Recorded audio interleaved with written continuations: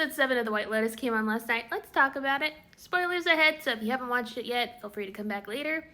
I decided to share this image of Parker Posey. This is pretty much all we got from her the entire episode. So this episode was insanely tense. The entire episode, they're cutting back and forth from the fight to like the various events happening. Let's start with the three ladies. They are at dinner. That one hotel manager guy is singing. It's just funny because they just ignore him the entire time. You hear maybe like 5 seconds of him singing and then like, I forgot about it. But tensions are high between these three ladies because obviously Lori is hurt by Jacqueline sleeping with Valentine. Kate is just kind of in the middle being like, you know, it's whatever. But Lori is just kind of calling it out, saying it like it is. And these two ladies kind of band together and are like, you know what, Lori, maybe you're upset by your own choices. You seem to make bad choices. It's not our fault, whatever. And Jacqueline still will not admit, like, yeah, I slept with them. She's just not taking any ownership over the situation. So Lori's like, you know what? See y'all later. I'm going to the fight by myself. And so she leaves. I mean, I was kind of proud at Lori for doing this, but also I'm like, stranger danger. You're going by yourself. A city you're not very well familiar with, meeting up with a bunch of sketchy dudes. I don't know. So like, I was a little afraid for her. But she seems to have a fun time this episode because she goes to the fight. She ends up sleeping with Alexi. And then he just throws out like, hey, I need 10 grand. Can you like Venmo me or Cash App? And she's like, what? And thankfully his like weird girlfriend just shows up and Lori just gets the hell out of there. She climbs through a window, takes a taxi back to the hotel. Maybe this is just to like reaffirm like, yeah, sometimes she does make bad choices. But you know what? She's fun. She's living her life. She's true to herself. That's all you can ask for. I was disappointed in Jacqueline though, because Kate, you know, is trying to like contact her. She's like, where's Lori? Lori hasn't come back yet.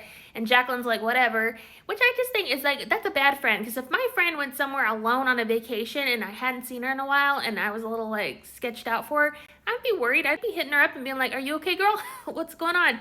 So I think Kate is a better friend than Jacqueline, but I mean, that's not saying that much. So we saw last week that Rick and Frank showed up pretending to be director, producer, just so Rick can have a conversation with the man that he assumes killed his father. Sam Rockwell was really funny in this episode, pretending to be a director, and he's like given no information by Rick about like any names of the movies that man's wife was in. Like, he was not prepared for this. I did feel bad for him because he kind of went off the wagon, but I love Sam Rockwell. He's so entertaining. But the man doesn't really have any recollection, and Rick is just about to shoot him, but he doesn't. He basically just pushes him over. He can't even like punch him. I feel like that was enough, like him just pushing him and confronting him. You know, he grabbed Frank and they ran out of there. So I think like that was kind of some closure, but I'm assuming that those bodyguards might come after him. I don't know, because like I think they're still partying in the area. I'm worried that they're gonna get found and dealt with.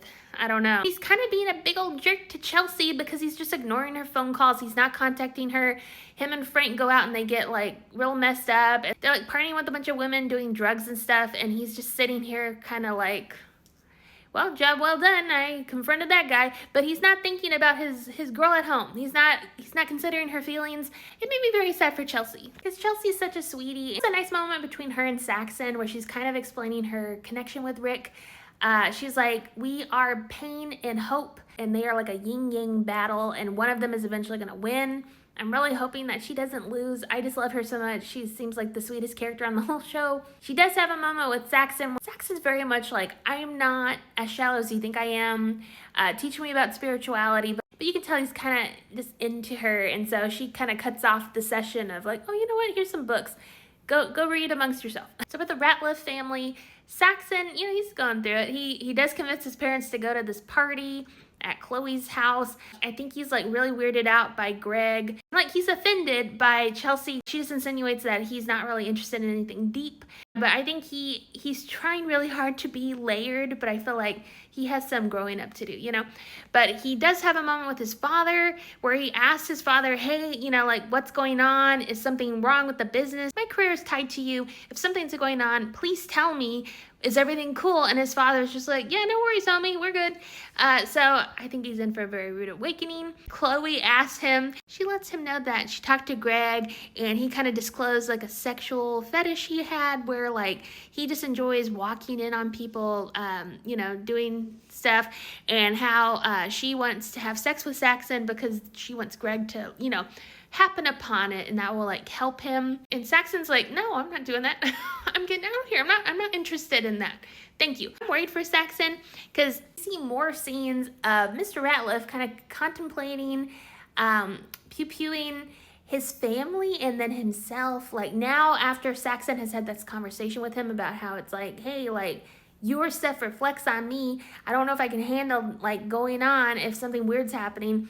Like he has like this weird fantasy about like taking care of Mrs. Ratliff and then Saxon and then himself, and he goes to look for the gun that he left in the little drawer. It's not there anymore. It's not there. Thank God, because I mean I think Saxon and Parker Posey's character would be a goner. So we see Piper and Lachlan are at the monastery, and Piper has like this moment where they're eating and Lachlan is kind of embarrassing her at the dinner table. Like she might be a little bit more like her mom than we think. Lachlan lets her know like, hey, I think I want to stay here for a year too. And now she seems like a little bit like turned off. Like I'm wondering if she's going to actually stay at the monastery or if because of Lachlan she might head out early. These two finally have a date, but unfortunately for Talk, like he kind of lets her know like, hey, I'm just not the kind of person that could be like a bodyguard. Like I just don't think I have it in me to hurt someone. And she's disappointed by this. She's like, oh, I thought you had more ambition. But while they're at the fight, he notices the Russian guys. He recognizes them, that they're the ones that stole from the resort. So he knows about Valentine and his friends. So I'm looking forward to seeing what happens now. I hope he has like a hero moment where hopefully something good happens for Tuck. I think the most anticipated storyline of this whole episode for me was Belinda's, because her son convinces her to go to the house party. Greg corners her and is like, let's talk upstairs, even though she's like, I don't want to go up there without my son. And he's like, no, don't worry about it. Come on up here. He basically lets her know, I know that you know who I am. I know that you know what's going on. And I just want a quiet life. I like where I live. So how about I give you $100,000 for you to open the spa that, you know, Tanya always felt so bad about not giving you that money. Just take that money and then, you know, just kind of forget about me. And so Belinda is like, I don't know, I'll think about it. Because in her mind, if she takes the money, then she's an accomplice to murder. But her son is like, take the money. He's going to come after you anyway. And I think her son's right, because I think Greg is like, she's not taking the money, which means she's probably going to spill the beans. I think now more than ever, Belinda is in trouble.